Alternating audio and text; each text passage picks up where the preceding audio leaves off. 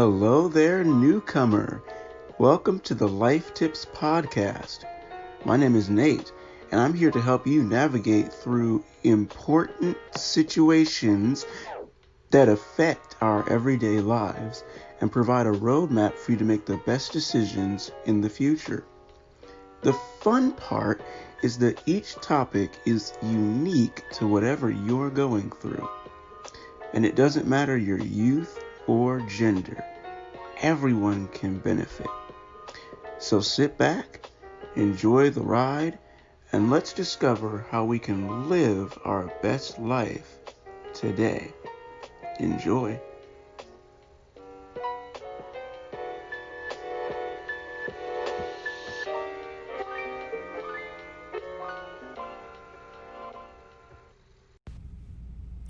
Hey world, it's Nate.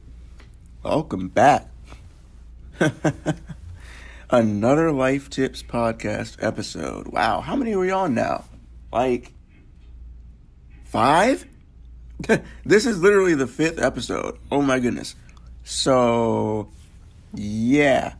I'm really excited about this because we're not just on 5 episodes. We're getting to the point where the explosion is about to happen. So if you're excited for the explosion, then, allergy season. If you're excited for the explosion, then get excited. Anyway, before I move any further, I just wanted to let you know again, you're listening to this podcast live on Spotify, Google Podcasts, Apple Podcasts, Breaker, and more, thanks to Anchor. Everything is free. The app is free. Distribution to streaming platforms is free, etc. You can even make money off your podcast as well. It's a one-stop shop for podcast development. All you got to do to get started with your own is go to www.anchor.fm, download the app to your Android or iOS device, and start recording. All right.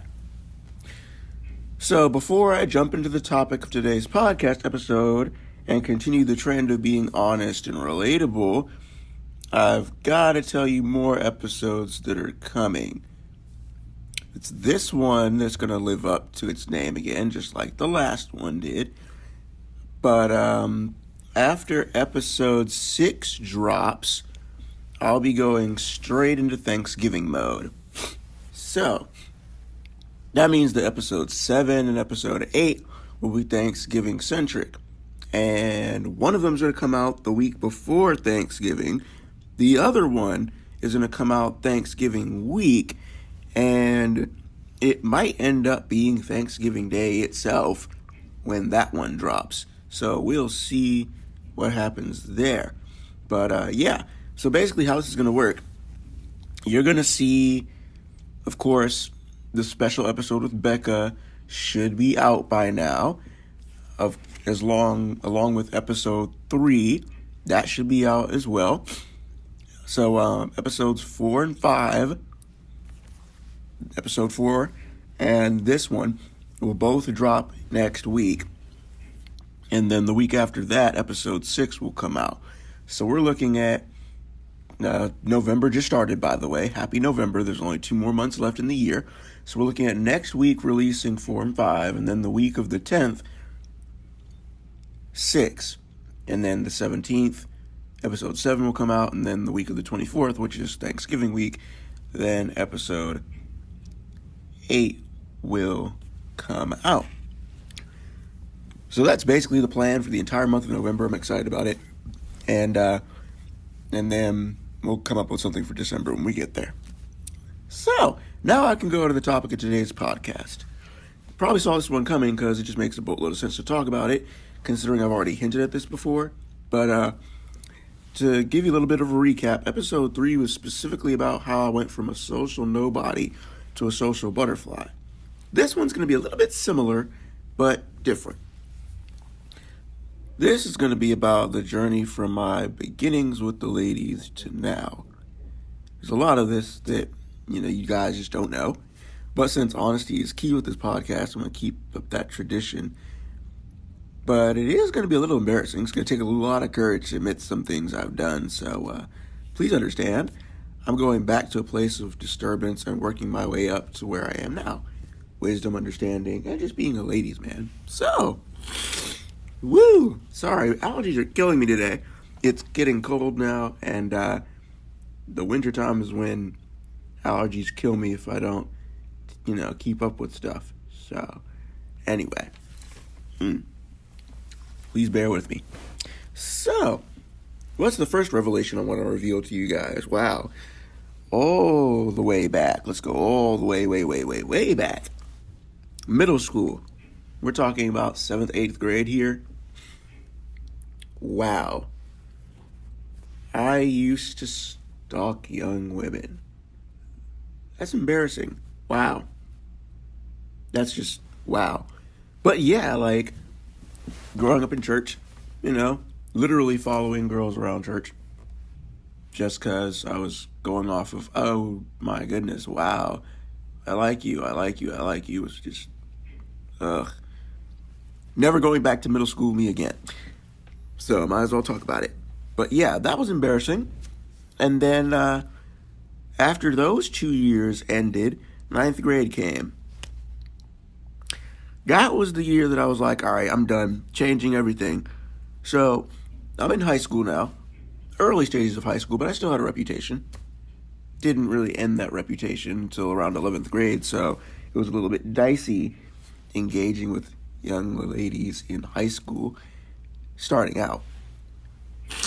Mostly through just Bible study, church, those types of things, and youth events, because I was a part of the youth ministry at my church growing up. But I still had my best friend at the time and a few other people. But pretty much as a result of my actions early on, when I got to college, kind of made things a little bit difficult. Actually, a lot difficult. You probably remember me mentioning 2 twin cheerleaders in past podcast episodes. Yeah, so that story is funny now, but at the time, that was really, really embarrassing. From there, I started meeting women on social media, as you all know, and while I scored big time with my bestie and my 3 best friends, and including my rapper friend, Jimmy G, who's killing it out there, by the way. Shout out to New G Music. My man's out there killing it in Pennsylvania. In the rap game, rapping 116. Man, I'm proud of you. Keep up the good work. We're going to get back at it soon. But anyway, there were numerous other young ladies I did not mention throughout the last couple of years who are not my ex or the other girl. So we'll give you a little tiny breakdown and then we're going to just move on. So there was a girl from Chicago. Oh boy. Met her on Snapchat. Now that situation, it was great. Really, really awesome girl, best friend level almost. And you would think that was going to last and we would end up meeting in person and kind of changing the dynamics of things a little bit. But that didn't really work out due to circumstances beyond our control. And so yeah, unfortunately that didn't really see the light of day. What else? Oh, another young lady from Twitter that's not Becca. She knows who she is. I'm not going to put her name out there, but she was super, super, super nice. Really there. She lived in Tennessee. So, I mean, this girl was on point. I mean, talk about Jesus to the max. I really needed her in the early stages, and she was there. So we were supposed to meet because we're going to go down to Tennessee and see my uncle and go visit the part of Tennessee that she was in, but things changed, and we're still cool. We're still friends. I've gotten some updates on how she's doing. She's killing it out there. So, yeah, much love to you. Maybe one day we'll meet. Maybe. Same with the other girl in Chicago. We might meet one day. But in terms of organized planning, that's really not going to work because it's been like a couple years, so we really don't really know each other anymore. So getting back together at this point would be like a major catch-up period. It would take at least a month to catch each other up to speed on where we've been in life and then get back to that comfortability level with like talking to each other. And then it would take more months to kind of plan everything, put together like who's flying to see who, and it would just be ridiculous. So we'll probably do that later after things have changed a bit. Again, pardon the allergies. But then there's a girl from Chicago. Oh, I'm sorry, not Chicago, Iowa. Woo! Chicago girl was great. Iowa girl, not so much. We met through a mutual friend on Twitter. And then, wow. Let's just say things took a turn for the worse. Started out good. Best friends, essentially. We would talk all the time. There wasn't a time period we weren't talking. But she was in a depression period. So much like my best friend in the beginning stages of our friendship, and much like my amazing friend here in the area right now, depression, suicide, and all that. So yeah, I was with this girl through hell and high water, basically, from states away. Now, we did plan on meeting each other. There was an event called Together 2016. We were going to meet out there in D.C. She was going to fly out there and was going to meet her in the flesh. But a bunch of things happened. And then that's when things started going crazy. I mean, we go back and forth with, we're talking one day, the next day I don't hear from her for weeks. Then the blocking spree. There was a blocking spree of she would block and then unblock. She would switch numbers every 5 weeks. It was insane. I mean, really insane. So, long story short, we didn't talk for a good year. That's what our breaks in communication inevitably led to. We didn't talk for a whole year. And then she came back. Randomly. Around this time, I was talking to my ex. So I couldn't really have anybody else talking to me. Because when it comes to dating, you'll find this out a little bit later, and probably in a different podcast. But when it comes to dating, I like to do exclusivity. Like, if I'm dating you, I'm dating you. I'm not talking to anybody else. So we're going to have to limit the communication with, females, and kind of tell the ones that are interested that, back off, I'm dating someone. So I did that. And it worked. But inevitably she would come back again after my ex was gone. And so there's a recurring theme of, hey, can you let me back in? Hey, should I let you back in? Et cetera, et cetera. But this time, things had changed. She became a Christian. She became a believer. She gave her life to Jesus, which was great, but there were a lot, and I mean a lot of doctrinal things that were just really, really off. Like, for example, we couldn't go back to communicating the way that we used to, and she would throw out all these scripture verses and try to critique my walk. And I mean, this was like right away after getting back in touch. And I'm over here like, the way that you're applying scripture to everyday life is so off that getting back into a friendship relationship with you would just really kill me. So eventually I was like, look, this is not going to work. I'm done. I can't do this anymore. It was great being cool with you, while you were in your phase, while you were in your moment, but your Christianity, my Christianity, or to keep it in simpler terms, your walk with Christ and mine are way different. You don't believe the same things, and we're not going to be on the same page. We're always going to be arguing about theological stuff and doctrinal stuff. So I'm like, no, I'm not doing this. Goodbye. Click. Moved on. So, yeah. From there, a set of twins. Now, this is not the same set of twins from Liberty. Different set of twins. We're associates, acquaintances now. We're cool.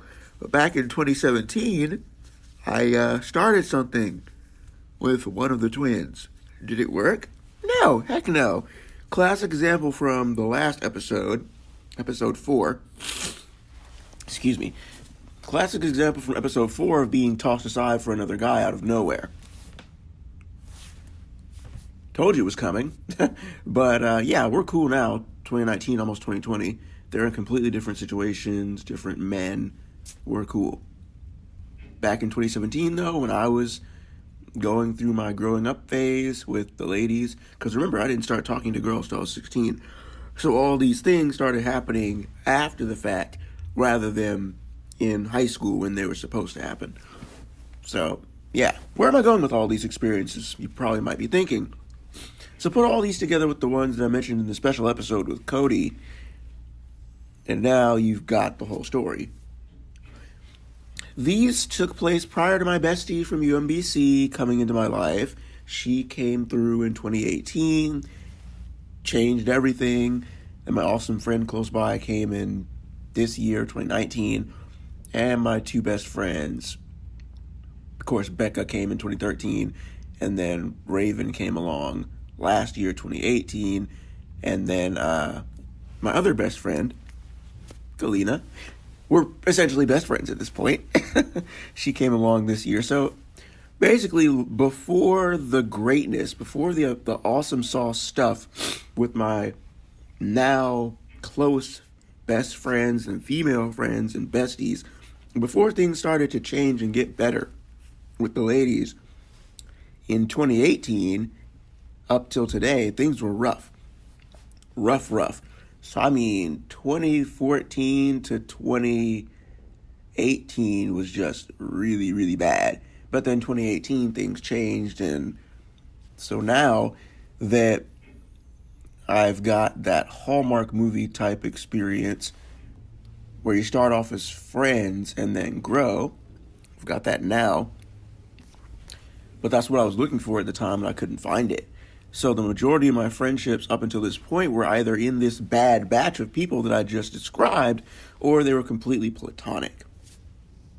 So now that we're at 2019, the year of change, technically 2018 was the year of change, but you get the point. I don't have to worry about or care of any of these things anymore because the tide has turned and it's continuing to turn. Situations are changing, mindset's 1,000 times more on point than when it was in previous years. And so moving forward, I'm doing something I didn't do in the past. Woo! I need allergy medicine later on. Trust God with every girl that comes my way. Every situation I'm in and whatever happens, I'm cool with it. Took a long time for me to learn how to do that, but I'm doing it. So, yeah, that literally is the entire journey with me and the ladies in both structures, in both worlds, in both dynamics. The friendship dynamic is where it all started, and it was a little bit dicey, as you figured out. Over time, it got better. So now I'm at the point where the friendship dynamic is great. It's on point. I'm 25, going into, latter years of life. And so later on this month, we're going to be talking about what it means to have friends for life. And that's when I'll kind of come back to this and move into the future as far as what I'm looking for from friends for life to come. Not so much the people that are there, because the people that are there now are loyal. They're going to be loyal.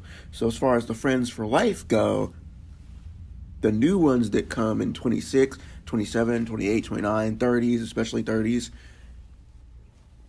I'm going to have a little bit of a structured thing for them, but I won't share that until we get around to the open mic podcast.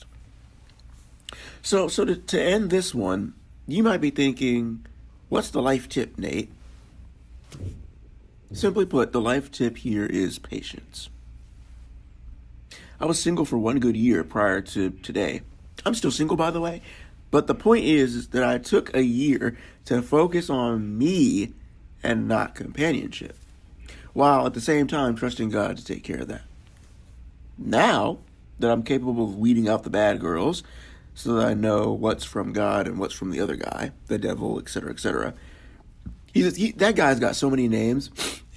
Anyway, that's very key, fellas.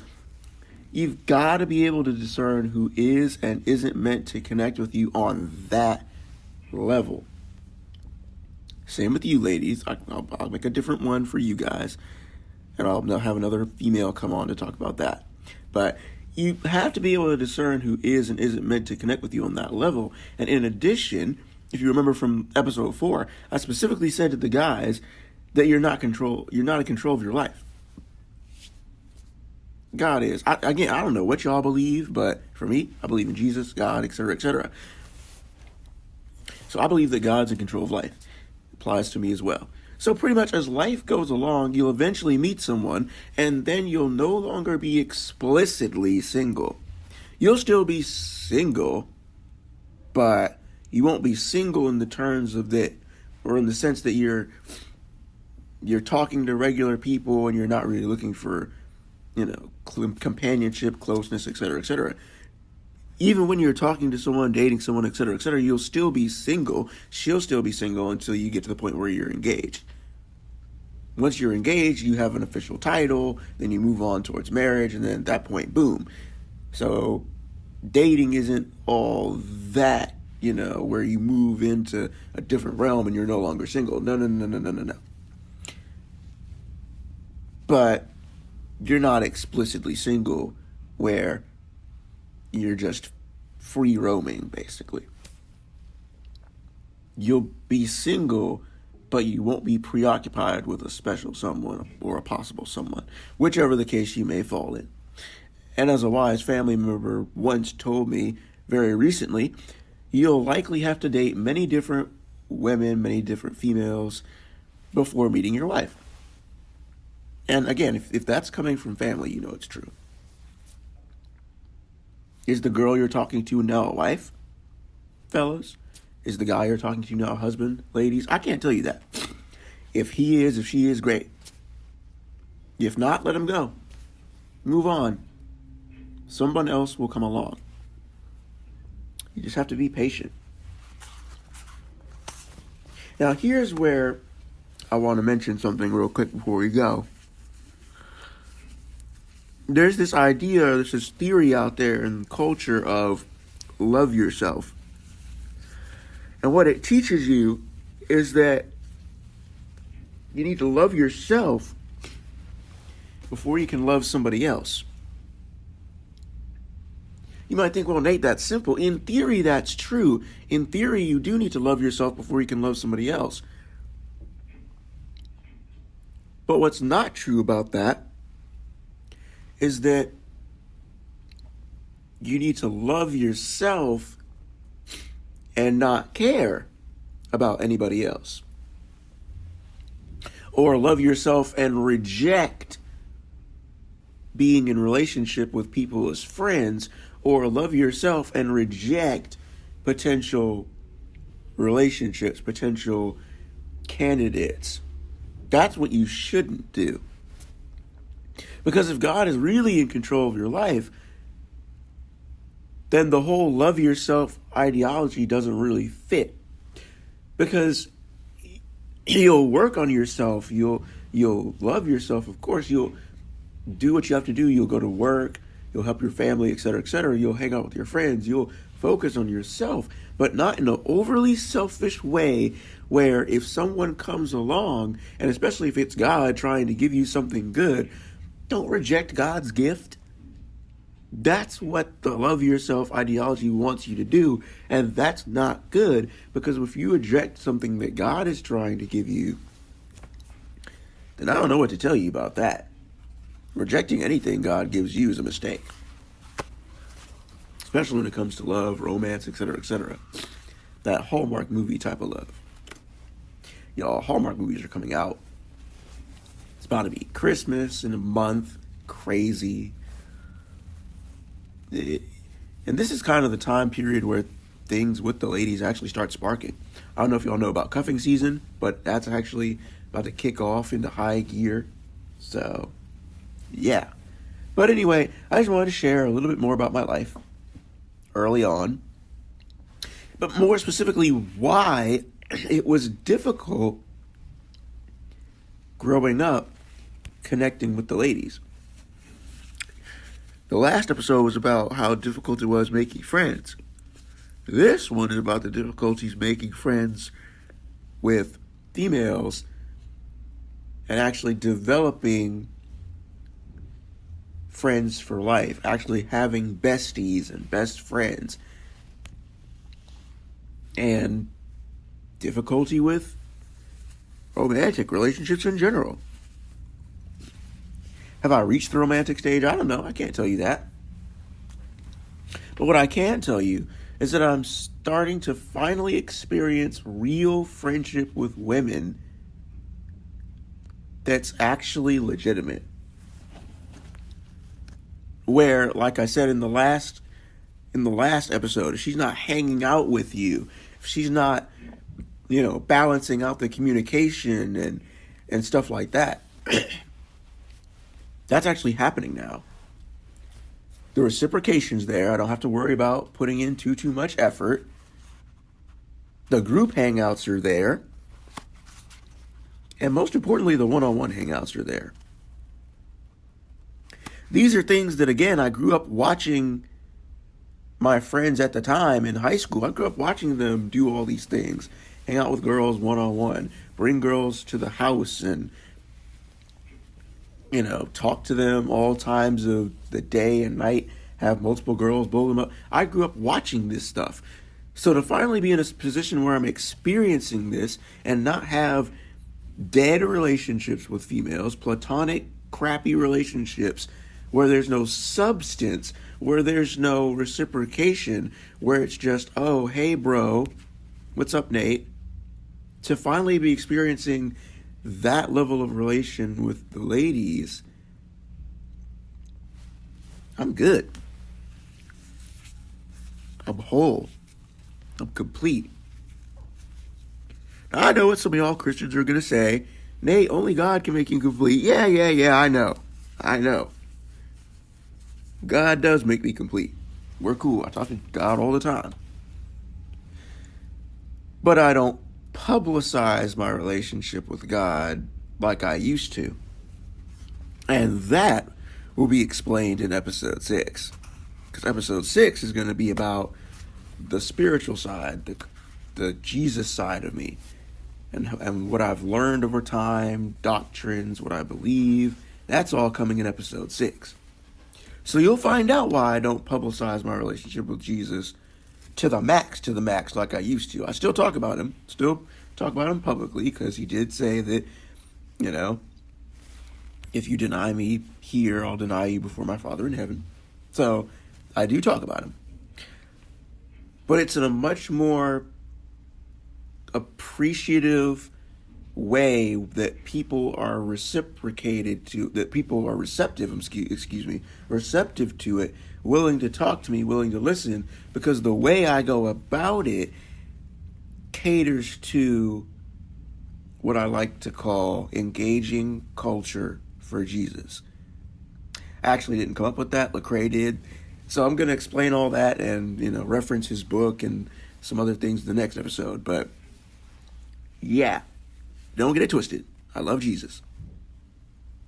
But basically what I want you to know is that while I was growing up and in the early couple 6-7 years of adulthood since 18, I've been learning things about life that are necessary for dudes to go through,